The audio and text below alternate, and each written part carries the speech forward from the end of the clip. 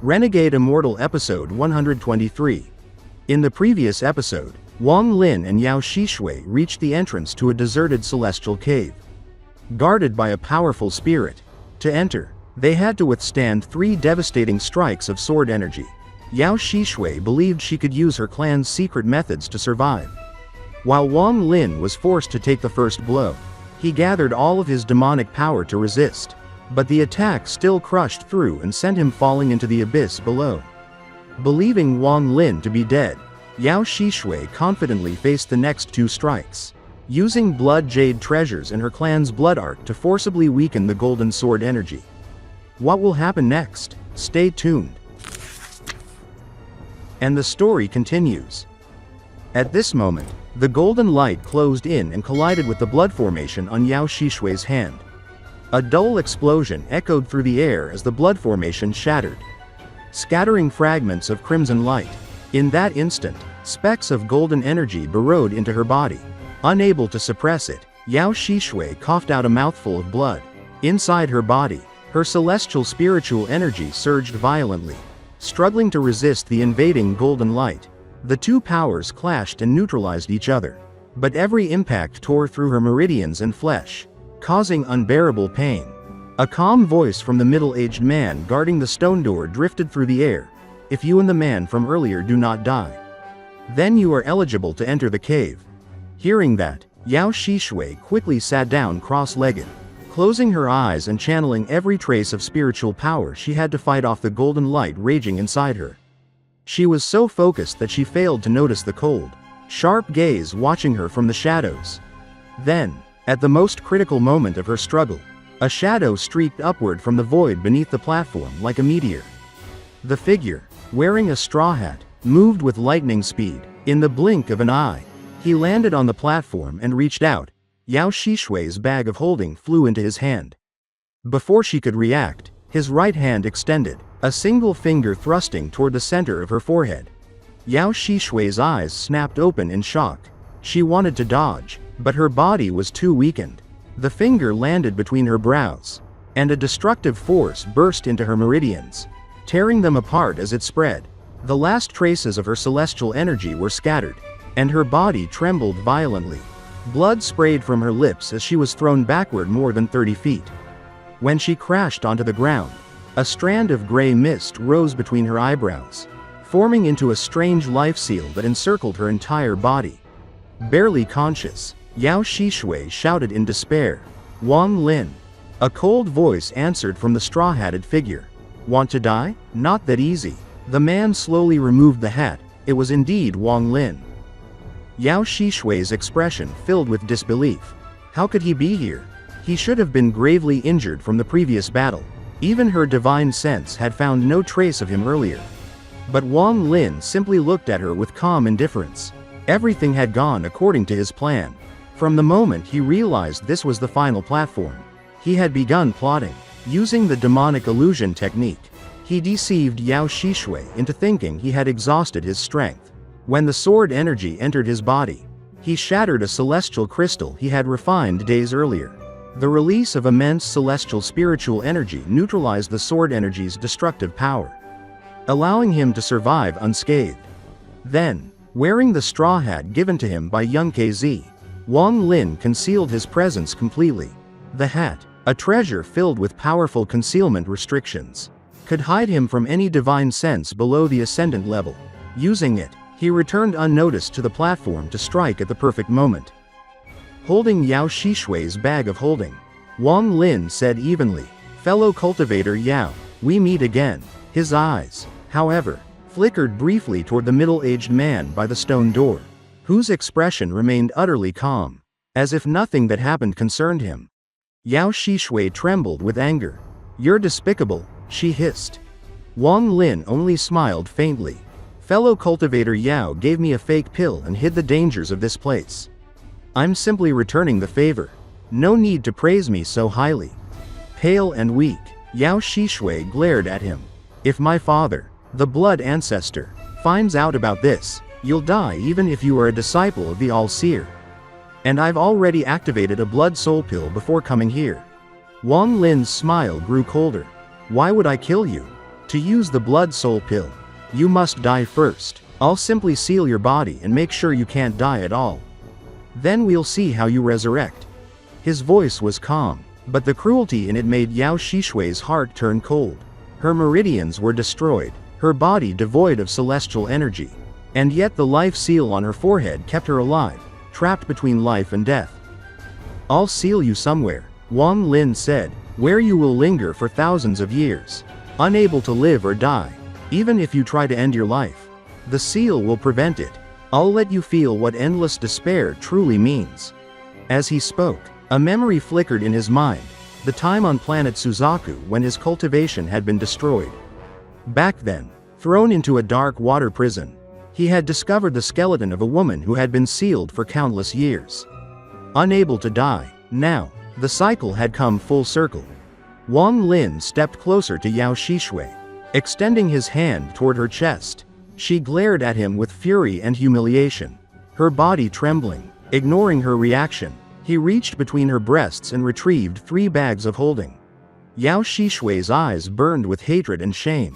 She, the proud daughter of the blood ancestor, who had never been touched by a man, was now utterly humiliated. Wang Lin calmly put away the bags and said, "Fellow cultivator Yao, how about we make a deal?" She remained silent, her lips trembling. "I could seal you here until your life ends," Wang Lin continued, "but there's a 500-year time limit in this demon spirit land.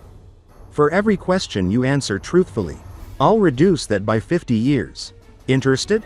Yao Xixue hesitated. "How do I know you're telling the truth?" "You don't," Wang Lin said indifferently. "Answer or don't, it makes no difference to me." After a pause, she coldly said, "Ask." "The first question," Wang Lin said, his eyes sharp. "Why are you so determined to enter this cave?" Yao Xixue turned her gaze toward the stone door. The middle-aged man stood silently, his expression still serene. "I just want to enter," she replied. "There's no special reason."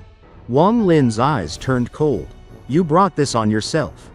He began forming hand seals, weaving layer after layer of restrictions. Black light shimmered as the ground beneath her turned into a glowing circle. When the formation was complete, Wang Lin lifted Yao Xixue and threw her into the center.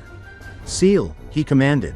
The restriction circle shrank rapidly, enveloping Yao Xixue and compressing into a small black sphere. With a wave of his hand, the sphere flew into his bag of holding. After finishing, Wang Lin looked at the middle-aged man by the stone door and asked, "Do I have the qualifications to enter?" The man replied calmly, "The two of you withstood the 3 sword energies together. You are qualified, but everything inside the cave has been sealed by my master. If you cannot break the seal, entering will be useless." Wang Lin nodded. "What cave is this?" "This is my master's cave," the man replied. "And who is your master?" "Master is master," the man said simply. "What do you mean? Who is master?" Wang Lin frowned slightly but continued. "Those golden symbols on the previous 11 platforms, what were they?" "They are part of the guarding spell," the man explained. "But after Master sealed the cave, there was no longer a central control, so their power has weakened. Otherwise, the two of you would never have reached this place." Wang Lin's eyes flashed with understanding. "If someone else were to withstand 3 sword attacks while I'm inside, could they enter too? If you break a seal within the cave will acknowledge you as its master," the man replied. "It will then close itself, and no one else may enter unless you die." Wang Lin asked one final question. "Has anyone else ever entered this place before?" "Yes," said the man, his voice still flat, "but they are all dead." "And how does one leave?" "Break a seal, and you may leave." Knowing he would get no further answers, Wang Lin stepped through the stone door. Inside, an astonishing sight greeted him, a complex of palaces, grand and majestic, stretching far into the distance. The air was filled with a faint celestial aura that refreshed his mind and body. He looked down and froze. The floor beneath him was made of smooth green stones. He crouched, touching the surface, and his expression shifted to surprise. "Celestial jade," he murmured. Extending his divine sense, he quickly realized that the entire area was protected by powerful sealing restrictions. Everything, the palaces, The roads, even the air, was filled with the dense energy of celestial jade. "If not for these seals," he muttered, "I would have taken them all." Ahead stood a massive pill furnace, 100 feet tall, venting white smoke from holes along its sides. Several hundred feet beyond it stood a 3-story loft. Wang Lin approached the furnace, peering through the openings. Inside, at the bottom, a pool of shimmering water gave off gentle steam. "I'm not the first to come here," he thought. "Someone has already taken the pills that once rested within." The restriction around the furnace had been broken long ago. After a brief look, he turned toward the loft. Each of its 3 steps and the entrance itself bore layers of intricate seals. "This is an all-in-one seal," Wang Lin murmured. "Once activated, it fuses the space inside and out into one massive restriction, a celestial restriction. Extremely rare even in ancient times." His expression grew solemn. Could this really be the cave of a celestial being? Moving with great caution, Wang Lin examined every inch before stepping forward. The loft was empty, no tables, no chairs, nothing. Only faint markings on the floor hinted that furniture had once stood there. He couldn't help but laugh softly. Even the chairs and tables of a celestial's cave must have been extraordinary. No wonder someone took them. As he inspected the upper floors, he realized that the broken seals throughout the loft were not destroyed by the same hand. Some bore the pattern of ancient restriction arts, the famed 18 plum blossom restriction, a technique known only to the highest sect masters of antiquity. Wang Lin's mind raced as he examined the traces. Just as he was about to leave, his eyes suddenly narrowed. He looked carefully at the ground. The markings showing where tables and chairs once stood had been moved. In this episode, we saw how Wang Lin turned the tables completely on Yao Xixue. When she was struck by the golden light and struggled to resist it, Wang Lin seized the perfect moment to strike, revealing that he had planned everything from the start. Using the celestial crystal he had secretly refined in the straw hat that concealed his presence, he fooled Yao Xixue and left her powerless. After sealing her between life and death, he calmly entered the mysterious cave that once belonged to a celestial being. Inside, he discovered palaces made entirely of celestial jade, powerful ancient restrictions, and traces left by several cultivators who had explored before him. But as he examined the empty loft, a shocking clue appeared. The markings on the floor showed that the furniture had been moved, hinting that something more awaited him within this ancient cave. If you enjoyed this episode or found it interesting, don't forget to like the video and subscribe to the channel to receive notifications about the latest episodes in Wang Lin's journey.